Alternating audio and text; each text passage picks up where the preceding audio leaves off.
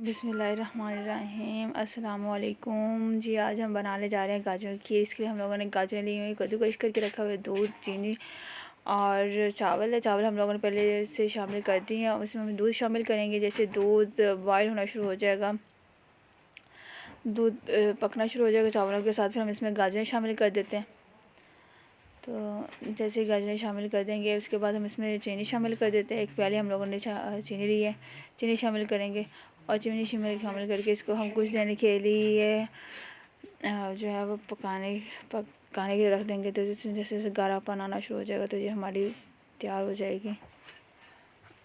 اب اس میں ڈرائی ملک بھی ایڈ کر سکتے ہیں، یہ آپ پہ ڈپینڈ کرتا ہے۔ جی ہماری آج کی جو ہے وہ کھیر تیار ہو چکی ہے، جو کہ بہت اچھی سی اور مزیدار ہے۔ ہوپ سو کہ آپ لوگوں کو بھی ہماری ڈش پسند آئے گی، تو میری اس ویڈیو کو ضرور لائک کریں اور میرے چینل کو ضرور سبسکرائب کریں۔ جزاک اللہ خیرن۔